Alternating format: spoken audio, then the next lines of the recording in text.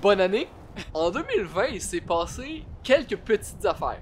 Ok, j'ai menti, beaucoup de grosses affaires. Mais, à la fin de l'année, il y a cette nouvelle-là qui est arrivée. Et non, mon phare de neige! Ok, ne bouge plus. Bref, il y a cette nouvelle-là qui est arrivée et il n'y a besoin de dire qu'il est tellement arrivé d'affaires que moi, je me suis immédiatement dit hey, 2020, les scénaristes se sont surpassés, ils finissent ça. Cliffhanger incroyable, ça finit sur les extraterrestres. Moi, j'étais sûr, j'étais hype. Et là, finalement, on a appris que c'était pas du tout ça. C'était un groupe d'artistes humains, donc pas des aliens, qui avaient mis ces monolithes-là dans les déserts un peu partout dans le monde. Mais bref, cette petite déception m'a redonné une idée pour notre première vidéo de l'année. Et si c'était vraiment les extraterrestres qui avaient mis les monolithes dans le désert de l'Utah, qu'est-ce qui se passe après?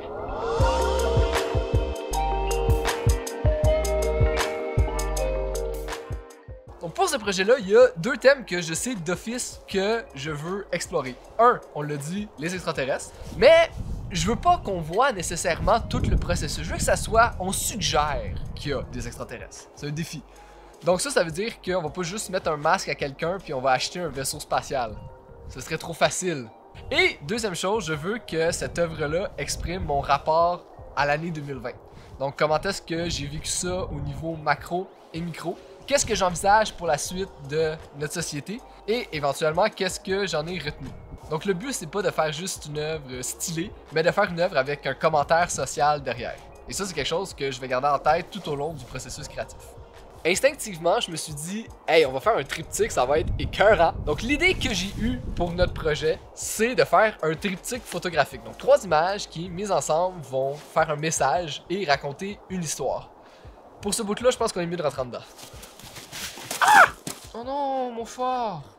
Une des choses que j'aime beaucoup faire quand je commence un nouveau projet, c'est me faire un mood board.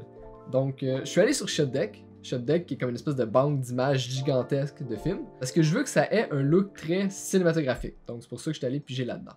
Pour ma première image de mon triptyque, j'imaginais quelqu'un à la fenêtre qui regarde et qui voit quelque chose de suspect. Qu'est-ce qui se passe? Deuxième photo de notre triptyque, ça va être un plan très en plongée, comme si c'était vu du vaisseau spatial, avec un spotlight qui éclaire notre personnage. J'imaginais vraiment quelque chose dans ce genre-là. C'est vraiment la photo la plus proche de qu'est-ce que j'ai en tête pour ça. Et sinon, j'ai d'autres plans en plongée quasiment extrêmes pour nous donner plus d'inspiration. Finalement, troisième et dernière photo de notre triptyque, c'est le moment de l'ascension. Donc, notre personnage va se faire amener dans le vaisseau extraterrestre. Donc, je veux quelque chose qui est très vaporeux avec beaucoup d'atmosphère.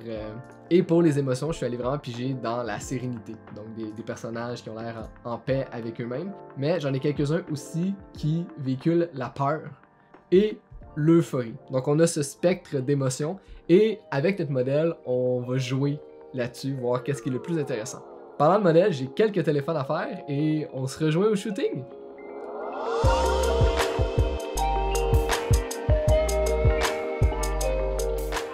Bonsoir tout le monde, on se retrouve sur mon patio de cour arrière. Mais inquiétez-vous pas, ça n'aura pas l'air nécessairement d'un patio de cour arrière. En fait, ça n'aura pas l'air du tout de ça. Ça va être beau, je vais m'arranger pour que ce soit beau. Ce soir, on a la chance d'avoir mon amie Jeanne qui va être derrière la caméra. Donc Jeanne, tu veux faire un petit coucou. Jeanne, merci d'être là avec nous. Et qui dit 2 personnes, dit mesure anti-Covid efficace. Bravo à la maison, vous l'avez eu. Yes! Jeanne et moi, on va toujours être distancés à 2 mètres lorsque je ne porterai pas de masque. Et pour les prises avec notre modèle, ça va être la même chose. Donc tout le monde va être protégé en tout temps.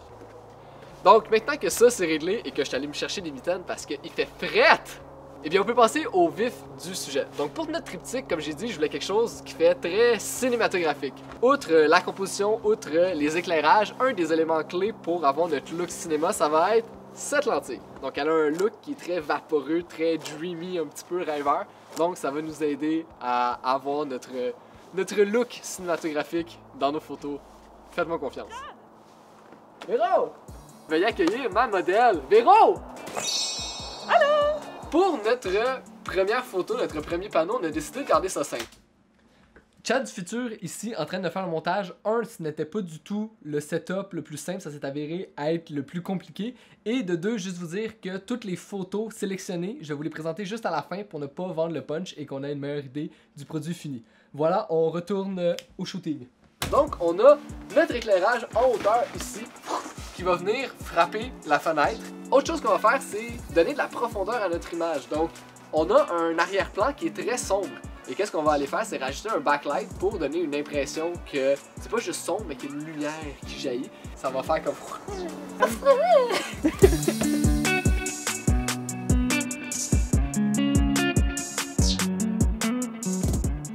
Parce que là, l'affaire que j'avais négligée, c'est pas tant la lumière qui manque, on en a en masse, mais c'est plutôt le contraste de lumière. Ce qui fait que notre fond, il est tellement sombre et notre lumière est tellement lumineuse qu'on n'a pas de milieu où est-ce qu'on voit Véro clairement. Donc, je suis à la recherche de ce milieu-là.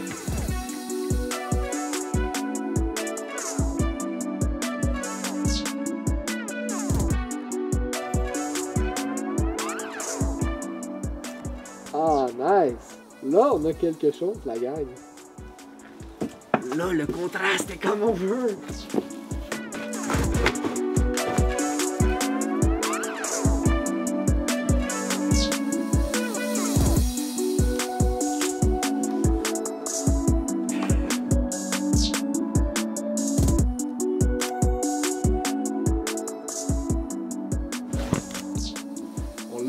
Yes. Pour notre deuxième panneau, notre deuxième photo, on a un autre setup qui est quand même relativement simple. On a encore une fois notre fameux spot en hauteur, mais on va avoir aussi notre caméra cette fois-ci qui pointe vers le sol, donc en plongée. On va avoir Véro qui va être là, qui va se faire aveugler par la lumière qui vient du vaisseau extraterrestre. Véro, tu vas faire comme ça. C'est bon? Exactement. Ouais, avec la même face. Donc ça, c'est le moment de contact visuel mutuel. On a Véro qui voit les extraterrestres qui voient Véro. On ne peut plus reculer.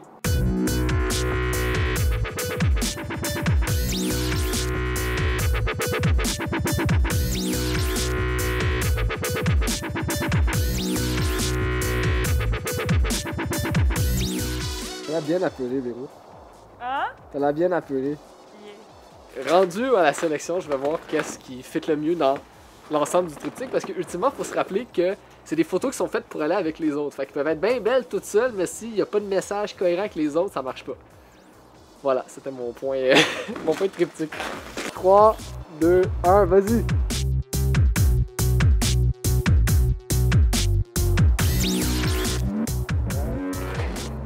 Ok, tu peux aller travailler. Baby, it's cold outside. Il fait frais dans ta barouette, baby.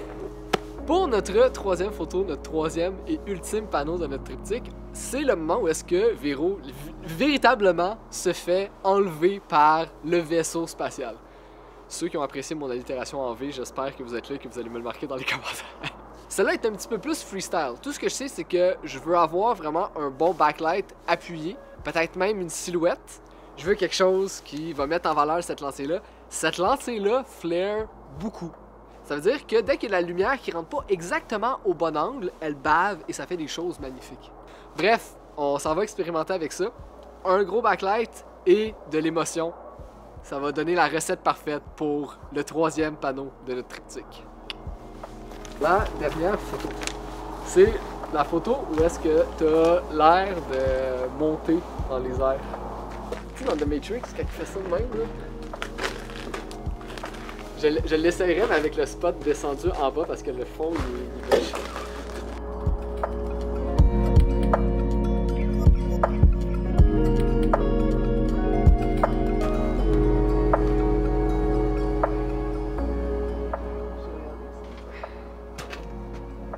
Comme ça, t'auras pas à soutenir le... Dans le fond, c'est pour te forcer à aller voir un chiro. Ah, c'est ça, c'est parce que je suis sponsorisé par un chiro, tu sais. Comme il m'a dit, si tu scrapes le dos, je te paye une séance gratuite. Avec le cou aussi. Tu te places.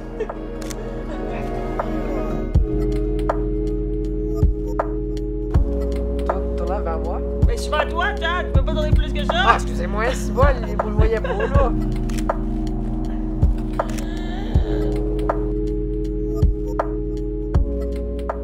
Le petit sourire je sais pas si c'était intentionnel ou pas, mais j'ai aimé. J'ai souri. Ouais, t'avais comme un... Parce que ça me craquait comme faux. Voilà, j'ai ma team d'Avengers qui m'a aidé. Véro, Jeanne, un énorme merci pour le tournage. Je l'apprécie excessivement, donc un gros merci. Jeanne, artiste extraordinaire sur ses réseaux. Jeanne Visuals, ça apparaît en bas de l'écran. Allez la suivre, elle fait plein de trucs cool et j'adore son esthétique. Et Véro, elle a rien à plugger, mais elle est extraordinaire en tant qu'être humain. Donc si vous la rencontrez en tant qu'être humain, ben sachez qu'elle est extraordinaire. On va-tu se coucher? Oui! Ouais, oui. ouais! Et disparition. Tu veux que je te fasse disparaître?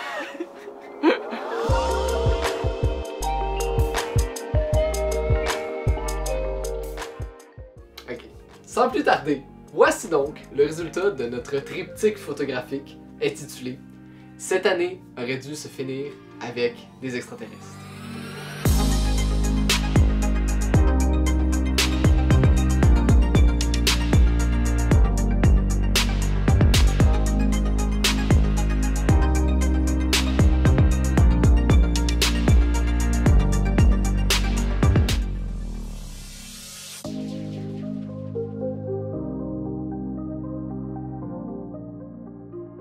Visiblement, on a réussi la première partie du défi qui était de faire un photoshoot à thématique alien implicite. Mais qu'est-ce qu'il y en est pour la deuxième partie du défi qui était de parler de mon rapport à l'année 2020? J'ai jugé bon d'attendre d'avoir les photos devant moi pour vraiment exprimer mon point. C'est quelque chose que j'ai pensé tout au long du processus, mais j'ai cru bon de vous le partager seulement lorsque on va voir les photos devant nous. Bref, laissez-moi vous partager ma vision de tout ça. De façon globale, notre histoire en 3 volets, c'est un message d'espoir pour un monde meilleur. Suivez-moi, ça s'en va quelque part, ça s'en va quelque part. C'est pas juste « Ah, on part avec des aliens, la vie est belle ». Pour moi, le premier panneau de notre triptyque, c'est la jonction entre le avant mars 2020 et le après mars 2020. J'ai l'impression que avant que la pandémie frappe, on avait plus une tendance de complaisance au Québec, où est-ce qu'on a un statu quo qu'on ne remet jamais vraiment en question. Bon, on fait encore ça de nos jours, mais j'ai l'impression qu'en 2020, il y a vraiment eu un déclic et un changement de mentalité qui s'est opéré.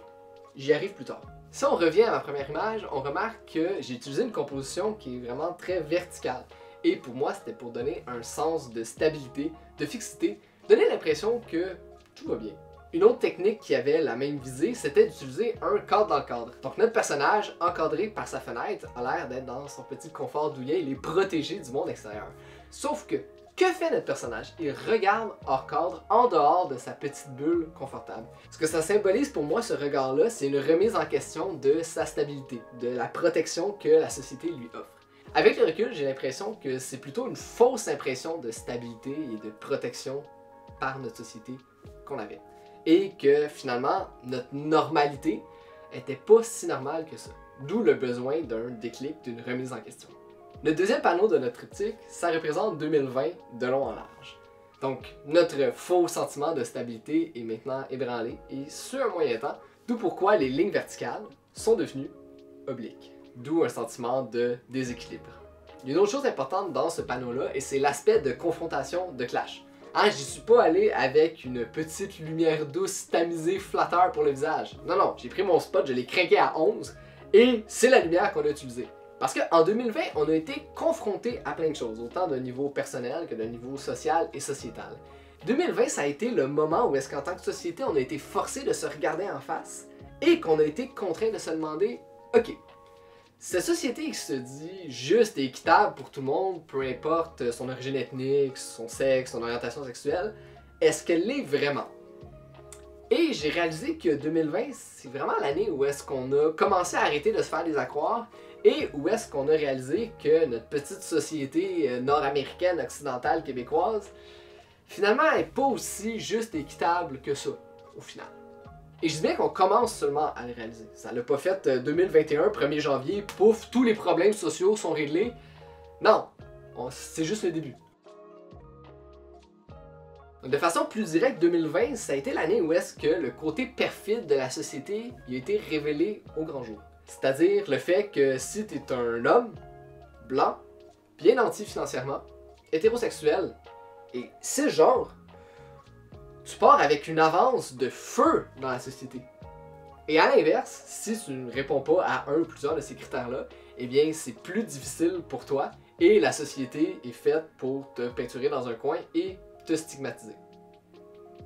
2020, c'était pas une année aussi négative qu'on pourrait le croire. Au contraire, je la trouve très positive au sens de croissance personnelle. Dans le sens où est-ce que les répercussions du racisme systémique, du patriarcat, du capitalisme sauvage et j'en passe ont tellement été partout dans les médias que c'est désormais impossible de pas être informé au moins minimalement sur le sujet. C'est rendu physiquement impossible de les ignorer. On les a en face, comme le spotlight de la photo, et on les a aussi sur la conscience, comme l'ombre représentée dans la photo. Il reste juste à se demander, maintenant qu'on sait tout ça, qu'est-ce qu'on fait? Et c'est dans cette mesure-là que j'aime beaucoup le dernier panneau de notre triptyque parce qu'il apporte une réponse à double tranchant à cette question-là. Dans le cadre de notre histoire, notre panneau final, c'est le moment où est-ce que notre personnage se fait enlever par les extraterrestres. Bon, entre vous et moi, j'ai une couple d'amis que si à la fin de l'année 2020, ils s'étaient fait proposer de se faire amener très loin de tous leurs soucis terriens, ils m'auraient demandé immédiatement « Chad, où est-ce que je signe? » Et je les comprends un petit peu. Par contre, dans notre réalité, on n'a pas des gentils petits extraterrestres qui nous aident à fuir nos problèmes. On peut pas se déresponsabiliser aussi facilement. Ce qui fait que même si on veut ignorer ces problèmes de société-là pour X, Y, Z raisons, mais le seul fait de faire semblant que ça n'existe pas, ça fait juste contribuer au problème. Surtout que maintenant, plus que jamais, on en est conscient. Cette année 2020, j'ai été amené à m'instruire sur plein de sujets, comme justement le racisme systémique, sur les enjeux autochtones, sur la perception de la femme dans notre société. Et on s'entend que moi, en tant qu'homme blanc, c'était pas des enjeux que je vivais au quotidien. C'est pas une réalité pour moi. Mais le fait d'entendre la réalité de ces communautés-là dans les médias, sur les réseaux sociaux, ça m'a permis ultimement de mieux comprendre l'autre. Et chaque jour, j'essaie de mieux comprendre l'autre. Et je pense que ça nous a donné un petit peu de tolérance en tant que société envers l'autre. Et ultimement, ça fait qu'on est de meilleures personnes individuellement et une meilleure société en gros. Du moins, je l'espère. Un petit peu meilleur, me semble. Bref, ces enjeux-là ont été exposés, on ne peut plus les ignorer. Ce qui fait qu'une des façons de voir notre panneau final, c'est notre personnage qui est enveloppé dans ce semblant d'ignorance-là et qui se réconforte dans l'indifférence. Et qu'ultimement, perpétue le cycle. Bon, cette interprétation-là est réaliste, elle est aussi applicable à une bonne partie des gens, mais je suis un éternel optimiste, ce qui fait que je l'aime moyen. Et c'est pour ça que je préfère la contrepartie de cette interprétation. Donc le fait que la connaissance de ces enjeux-là n'entraîne pas un repli sur soi-même et une fermeture au monde, au contraire, ça entraîne une ouverture sur le monde et au final, un désir sincère de vouloir changer, de vouloir apprendre et de vouloir évoluer. Donc là, les courbes dans notre image n'évoquent plus ce cercle vicieux. À la place, ils symbolisent plutôt un sentiment de grâce qui nous guide vers quelque chose de meilleur. Et pour moi, cette image-là, qu'est-ce qu'elle symbolise? C'est justement ça. C'est la salvation d'une société qui aurait reconnu ces enjeux-là, mais surtout qui aurait choisi de faire quelque chose de concret pour que la nouvelle normalité soit bien plus normale que l'ancienne.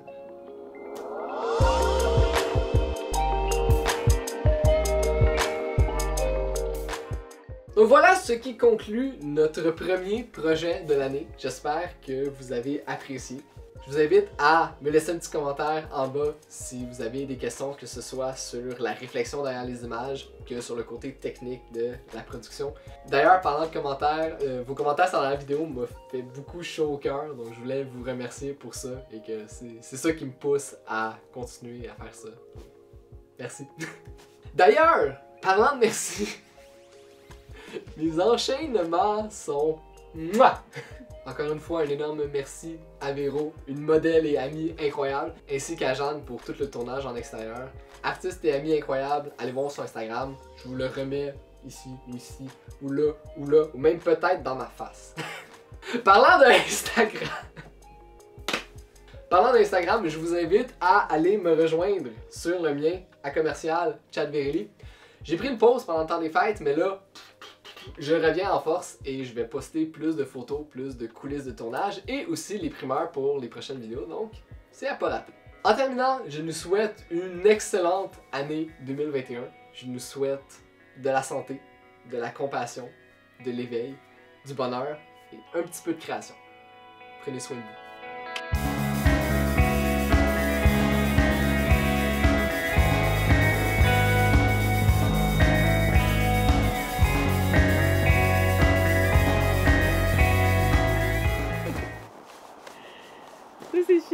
Oh non!